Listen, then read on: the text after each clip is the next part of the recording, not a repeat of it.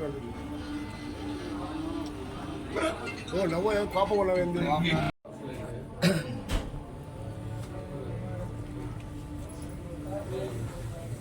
అందరికీ నమస్కారం. ఈరోజు ఒట్టూరు నుండి పిన్ని వెంకటేశ్వర కుమారుడు యేసుబాబు మరియు ఒక 50 కుటుంబాలు ఈరోజు వైసీపీగా చేరడం నిజంగా చాలా సంతోషం. ఈరోజు జగనన్న చేస్తున్న పథకాలు అవన్నీ కూడా ప్రతి ఒక్కరికి అందాయి, మా కుటుంబాలు బాగుపడ్డాయి. అంతేకాకుండా కావలి నియోజకవర్గంలో వైఎస్ఆర్సీపీని గెలిపించడానికి మా శాయశక్తిగా కృషి చేస్తామని చెప్పి ఈరోజు వచ్చి వాళ్ళంతా కూడా పార్టీగా జాయిన్ అవడం చాలా సంతోషం. మేము వాళ్ళందరినీ కూడా అందరినీ పార్టీలోకి ఆహ్వానిస్తున్నాం. వాళ్ళందరికీ కూడా జరగబోయే ఎన్నికలు బాగా కష్టపడండి, మీకు తగిన సముచిత స్థానం కూడా తప్పకుండా ఉంటుంది. అందరూ కూడా కలిసికట్టుగా పనిచేసి కావలి నియోజకవర్గంలో అటు ఎంపీగా పోటీ చేస్తున్న విజయసాయికి మంచి మెజార్టీ తీసుకురావాలి. అదేవిధంగా జగనన్న ఆశీస్సులు మరియు విజయసాయన్న ఆశీస్సులు పోటీ చేస్తున్న నాకు కూడా మంచి మెజార్టీని ఇచ్చి కావలి నియోజకవర్గం నుంచి జగనన్నకి కానుక ఇవ్వాలని కోరుకుంటున్నాము. అదేవిధంగా మనందరం కూడా మళ్ళీ గెలుస్తాగి జగనన్నను ముఖ్యమంత్రి చేసుకుంటే మన రాష్ట్రం బాగుపడద్ది, పేద పేదకు బాగుంటారు. అదేవిధంగా రాష్ట్రం అభివృద్ధి పదంగా పోద్ది. ఈరోజు మన కావలి నియోజకవర్గానికి ఒక విధంగా చెప్పాలంటే రాష్ట్రంలో కావలి నియోజకవర్గానికి జరిగినంత మంచి ఏ నియోజకవర్గానికి జరగలేదు. ఎందుకంటే మనకి రామాయపట్నం లాంటి పోర్టు కావటం వల్ల, ఫిషింగ్ హార్బర్ కావడం వల్ల ఈ ప్రాంత రూపురేఖలు కూడా మారిపోతున్నాయి. దీనంతటికి కూడా నిజంగా మనం అంతా కూడా కావలి నియోజకవర్గ ప్రజలంతా కూడా జగన్మోహన్ రెడ్డి గారికి గుణపడి ఉండాలి. ఈరోజు తెలుగుదేశం ఏ విధంగా మోసం చేస్తుందో, ఎలక్షన్స్కి ముందు ఫౌండేషన్ స్టోన్స్ వేసి మోసం చేసి ఏ ఒక్క పని కూడా చేయకుండా ఏ విధంగా చేసిందో ప్రతి ఒక్కరికి తెలుసు. ఈరోజు మళ్ళా తెలుగుదేశం నాయకులు వస్తారు, ఏదేదో కబుర్లు చెప్తారు, అవి చేస్తాం ఇవి చేస్తాం అంటారు. కానీ వాళ్ళు గతంలో అధికారంలో ఉండగా ఏం చేశారనేది మా యొక్క వచ్చిన మార్పు. ఆనాడు చేయనిది ఈనాడు చేస్తామని ఏ విధంగా చెప్తారని కూడా మేము అడుగుతున్నాం.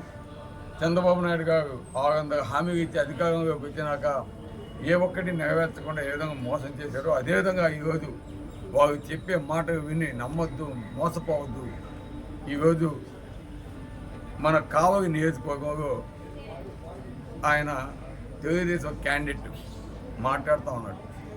420 అని ఇక్కడ పోటీ చేస్తున్న అభ్యర్థిని ఆ విధంగా ఇష్టానుసారం మాట్లాడుతున్నాడు.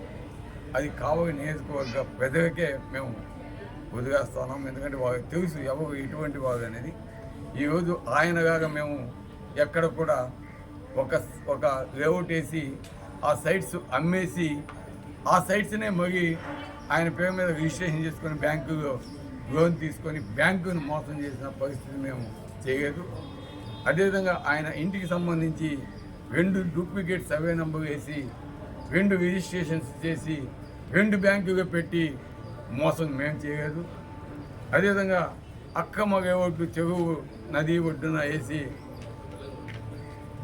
నేషనల్ గ్రీన్ ట్రిబ్యునల్ పర్మిషన్ కాకుండా వేసి అక్కడ ప్రజలను మేము మోసం చేయలేదు. అదేవిధంగా అక్కమ్మ మైనింగ్ అన్నవరం లాంటి ప్రదేశాల్లో చేసి మేము కోట్లు కొలగట్టలేదు. కాబట్టి ఇవన్నీ కూడా కావలి ప్రజలు గమనించాలి. ఈరోజు అటువంటి ఆయన అంటున్నాడు మా మీద 7 కేసులు ఉన్నాయి. అదేవిధంగా పసుపుగేటి సుధాకర్ గారి మీద 8 కేసులు ఉన్నాయి, 420 కేసులు ఉన్నాయని ఆయన చెప్తున్నాడు. ఈరోజు నా మీద కేసులు అంటే తెలుగుదేశం అధికారంలోకి వచ్చిన తర్వాత 2 సంవత్సరాల తర్వాత అధికారం ఉంది కదా అని అక్రమ కేసు నా మీద 6 కేసులు ఆనాడు బేదా రవిచంద్ర పెట్టించడం జరిగింది. అంతేగాని అదే కాకుండా ఇంకొక కేసు ఏంటంటే 7వ కేసు మన గీతా మందిరం రైల్వే రోడ్లో గీతా మందిరంలో ఎలక్షన్ ప్రచారం నిమిత్తంగా ఆ గుడిలోకి పోయేసి పూజ చేస్తుంటే దానికి సంబంధించి ఒక కేసు గుడిలోకి పోయి ప్రచారం చేస్తున్నారని ఒక కేసు తెలుగుదేశం వాళ్ళు పెట్టారు. అంటే ఈరోజు వీటికి క్రిమినల్ కేసులకి ఎంత తేడానో చూడండి. నా మీద పెట్టిన కేసు అటువంటివి. ఈరోజు ఆయనగా కోర్టుకు కొట్టి కేసులు పెట్టలేదు. లేదా మన ఈ మేకలు గొర్రెలు పెంపకానికి సంబంధించి డబ్బు దండి జైలుకు పోలేదు. కాబట్టి అదేవిధంగా మైనింగ్ చేసేదాన్ని ప్రశ్నిస్తే వారిని చంపేదానికి ప్రయత్నించిన వ్యక్తి ఇప్పుడు ఉన్న అభ్యర్థి, రౌడీజాన్ని ప్రోత్సహించే వ్యక్తి ఇప్పుడున్న అభ్యర్థి, ఈరోజు ఇష్టానుసారం మాట్లాడేది ఇప్పుడున్న అభ్యర్థి. కాబట్టి ఇవన్నీ కూడా ప్రజలు గమనిస్తూ ఉంటారు. రాబోయే 13వ తారీఖు తప్పకుండా ప్రజల తీర్పు, సరైన తీర్పు ఇవ్వబోతున్నారు.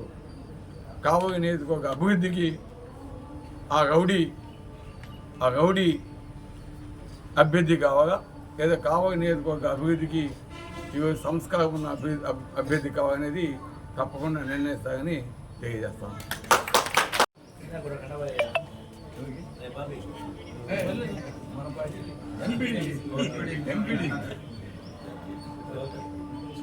మన సర్పంచ్ మీద పోటీ చేసిన అభ్యర్థి